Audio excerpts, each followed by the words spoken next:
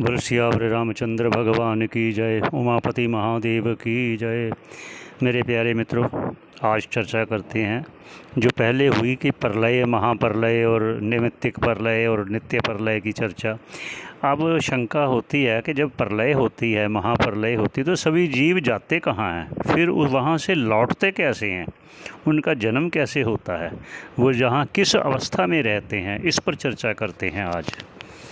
जब महाप्रलय होती है तो सभी जीव कहाँ चले जाते हैं, उस पर ये है ग्रंथों में कहा गया है कि ये जो मन है, मन, इसको माया का ही एक रूप कहा गया है।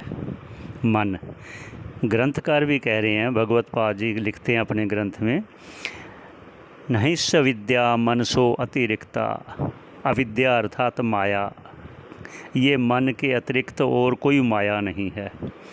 जिस प्रकार ये जीव सुषुप्ति में चला जाता है, अर्थात गाढ़ निद्रा में चला जाता है, तो उसके देखिए जो जो दिनचर्या थी, उसका अपना व्यापार था, दुकान थी, परिवार था, सभी का एक जो नाम, उनका कार्य, उनका रिश्ता और उस व्यक्ति का स्वयं का जो एक विद्या, अर्थात जो कारोबार करता है उसकी विद्या, उसका ज्ञान, या उसने जो अध्ययन किया है, जो भी अध्ययन किया है, वो सब उस जब सुषुप्ति अवस्था में जाता है तो वह अंतःकरण जिसमें रहता है, सारे संस्कार, विद्या हो, व्यापार हो, रिश्ता हो, नाता हो, भाई पत्नी, दुकान मकान, सब उस अंतःकरण में उसके संस्कार रहते हैं कि ये अमुक मेरा ये है, सब संस्कार अंतःकरण में रहते हैं।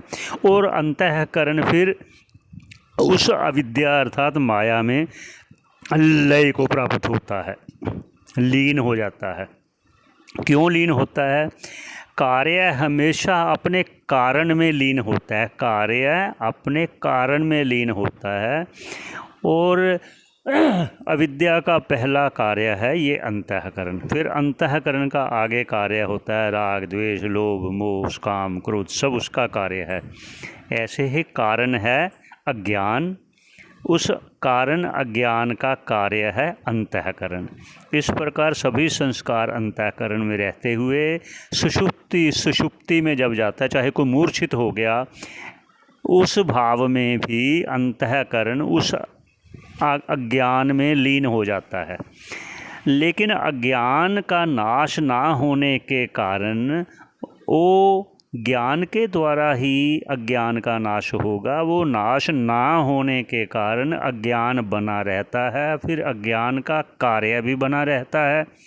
जैसे सुषुप्ति से जब उठता है तो फिर वही कार्य करने लग जाता है, अपने परिवार के कार्य, अपने व्यापार में कार्य में लग जाता है। जैसे दूसरा उदाहरण, जैसे एक बट वृक्ष का एक बीज है, उस बीज, एक बीज में सारा वृक्ष जैसे छुपा होता है, सिर्फ उसको उस पृथ्वी का उस और जल का संपर्क चाहिए। जब होगा उसका संपर्क पृथ्वी और जल से, तो वो एक बड़ा पेड़ उसी बीज से जैसे प्रकट हो जाता है। ठीक उसी प्रकार उस माया में सभी जीव उस माया अज्ञान में लीन हो जाते हैं, उसके सभी के अंतःकरण उसमें लीन हो जाते हैं। सभी के अंतःकरण में अपने अपने पड़े हुए संस्कार भी उसी अपने कारण रूप अज्ञान में लीन हो जाते हैं। और जब फिर पुनः वह उसमें लय गए हुए उसके संचित कर्म में कुछ फल देने को जब उत्सुक होंगे, तो फिर परमात्मा उन जीवों को पुनः सृष्टि की रचना करता है, उन कर्मों के फल को भुगवाने के लिए। ये जितना भी संसार बना है, सूर्य है, चंद्र है, वायु है, पृथ्वी है, जल है, अग्नि है, वे सभी जीवों के कर्मों के कारण बने हैं, उनको फल भुगवाने के लिए बने हैं।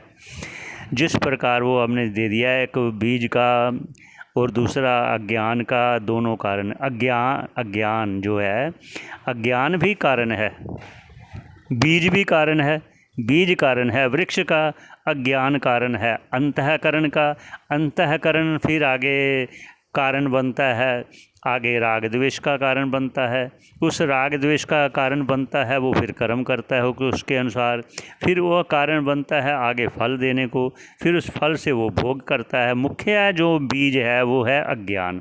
इसलिए कहा गया है जब तक अज्ञान है जीव का जन्म मरण चलता रहेगा। इसी को हटाने के लिए भगवान कह रहे हैं कि ज्ञान से प्राप्त होगा मोक्ष। आगे